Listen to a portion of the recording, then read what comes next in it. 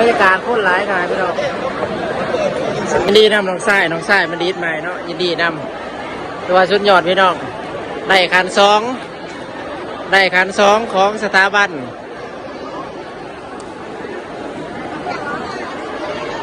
พี่บรรยากาศจบแล้วพี่น้องถ่ายรูปจบแล้วก็ถ่ายรูปมาดิยินดีนำมันดีดใหม่เนาะเอาไปได้สมูสอนกอดจักนิดจักหน่อยนะพี่น้องเนาะ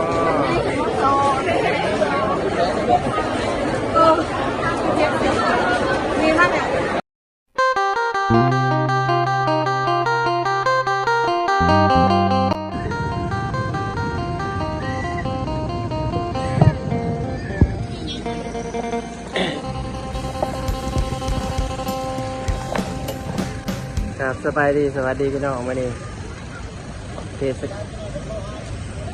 มานี่มายินดีนำน้องไส้พี่น้องเรียนจบปริญญาที่มหาวิทยาลัยจำปาสักมจ.น้องพี่น้องเนาะไปชมบรรยากาศน้ำกันตอนนี้เขาจะว่างของขวัญสอดอกไม้ที่ว่าร้ายขนาดพี่น้องแต่พูดกำลังไล่ที่มาเนาะไปดูน้ำกัน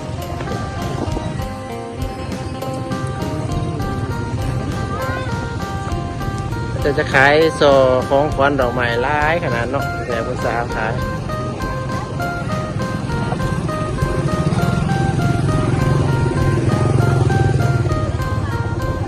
พ่อแม่พี่น้องก็เดินทางเข้ามาหลายเลยพี่น้องตัวนี้เนาะพระเจ้าเขามายินดีนำบัณฑิตใหม่นำนักศึกษาที่จบ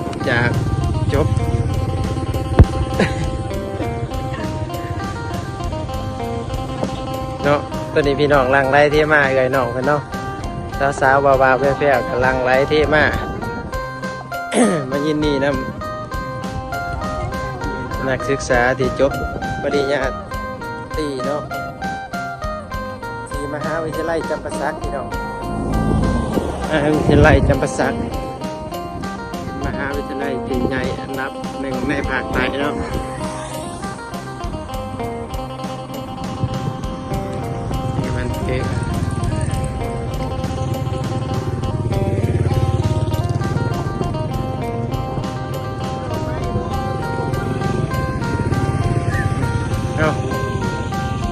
ตอนนี้ก็เจอ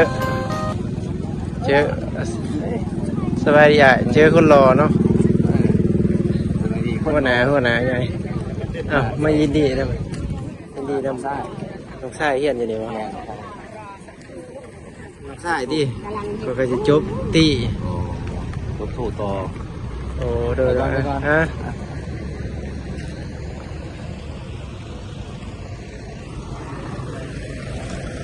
ตัวนี้แขกพ่อแม่พี่น้องกำลังหลั่งไหลที่มาทุกคน บ่าวสาวเนาะคือว่าบรรยากาศคึกคืนดีมันซื้อเนี่ยตัวนี้เนาะซอดอกไม้ร้ายขนาดพี่น้องมีซอดอกไม้ร้ายขนาดบ่าวสาวมีซอจะเป็นของขวัญเนาะโอ้เดี๋ยวจะน้องให้เขาไปถ่ายเบิ่งบรรยากาศข้างใน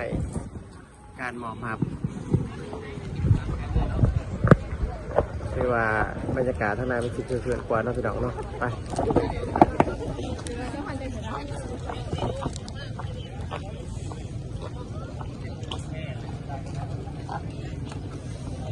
ของคนอันงามๆเนาะพี่น้องโซ่ดอกไม้เงิน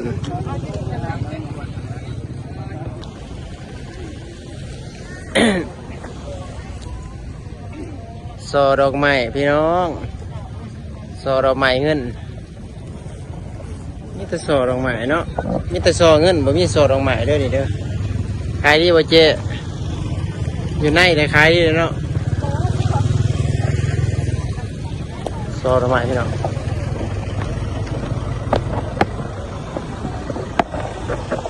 โอ้ตัวนี้โซ่ใหญ่พี่น้องโซ่ใหญ่ถามได้เด้อมีครบเด้อโซ่ใหญ่โอ้ยบ่มีเงินซื้อแล้วโซ่ใหญ่แท้ซอละล้านกับนี่แล้วพี่น้องเด้อซอละ500,000ซอละ100,000 กีบกับนี้โอ้100,000 กีบวะนี่ด้วย มันสื่อเลยอยู่ไหนด้วยขอบใจบรรยากาศตัวนี้พ่อแม่พี่น้องหลังไหลที่มาหลายคนขนาดผู้แสผู้สาวเพื่อจะมายินดีเนาะนำหมายนำหนองที่ว่าเชียนจบปริญญา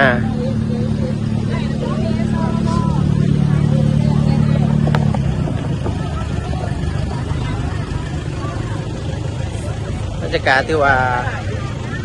บรรยากาศตัวนี้คนร้ายกันนะพี่น้องสุยซ้ำกับบุญนั่นบุญวันคู่เลย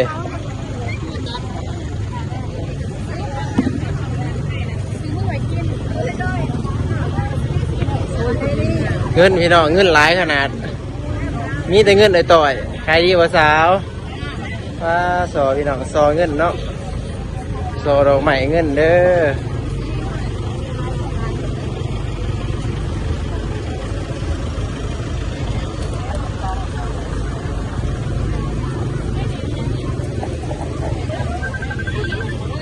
บรรยากาศตัวนี้โคตรร้ายขนาดเลย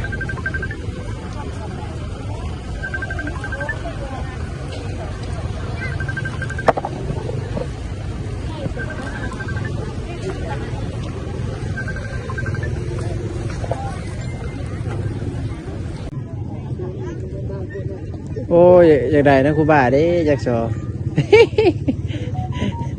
จะมาสอใหญ่เท่ครูบาเนี่ยเนาะ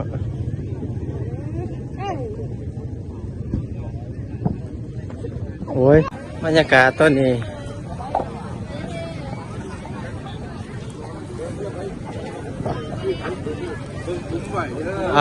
พี่น้องดอกใหญ่ดิตัวนี้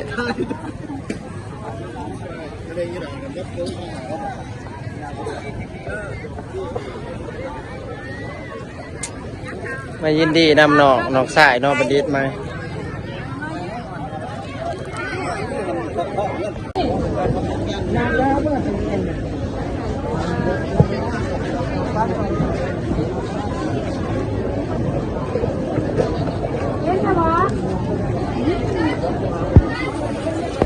พี่บรรยากาศจบแล้วพี่น้องถ่ายรูปจบแล้วก็ถ่ายรูปมานี่ยินดีนำบัณฑิตใหม่เนาะเอาไปได้สมูซ้อนกอดจักนิดจักหน่อยนะพี่น้องเนาะ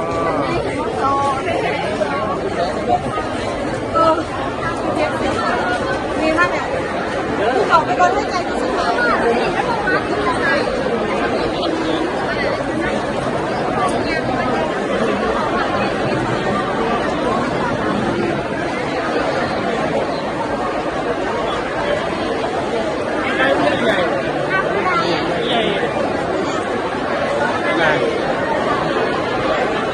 ถ่ายก็ถ่ายทั้งหนาวแต่ว่าถ่ายทั้งกระถางโบราณถ่ายสิถ่ายสั่งละ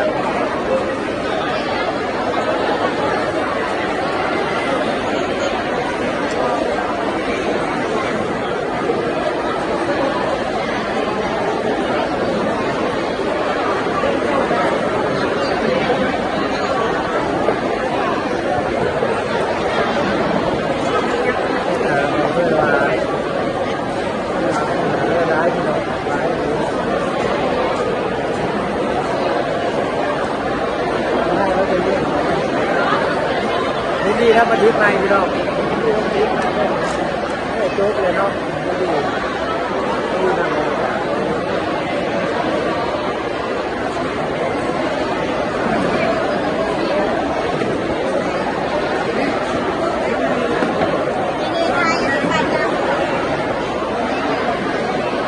เอาเพียงไหน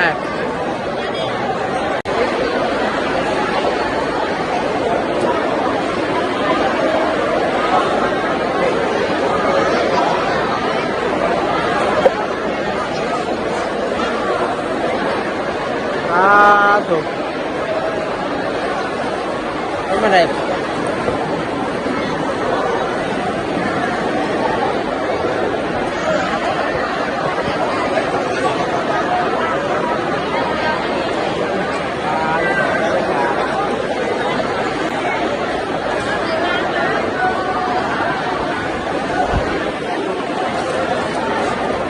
แล้วพี่น้องจบแล้วสาวๆจบแล้วเนาะ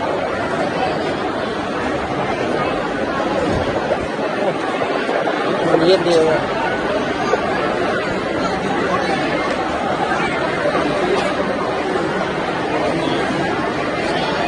ตัวซอยใหญ่ขนาดยกซอย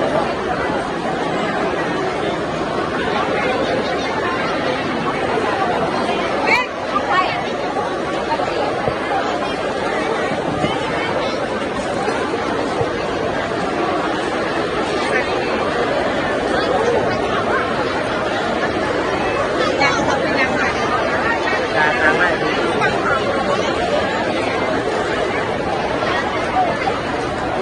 ก็ลองชม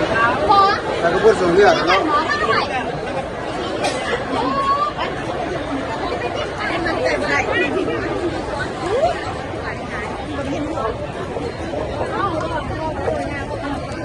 ทางน้องสโมสรคือว่าสุดยอดเดือดแห้ง นั่งอยู่เรื่อง หลายทางพี่น้อง จักสี่ลูกบริยินเมทัน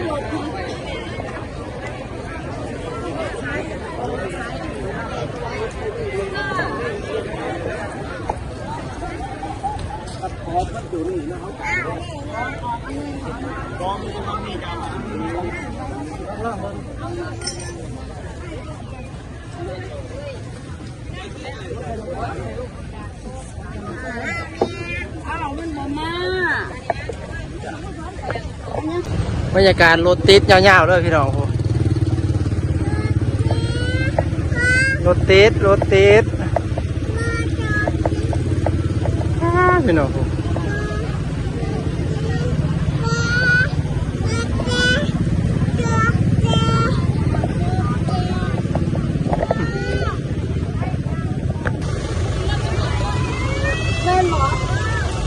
บรรยากาศรถติดขนาดเลยพี่น้อง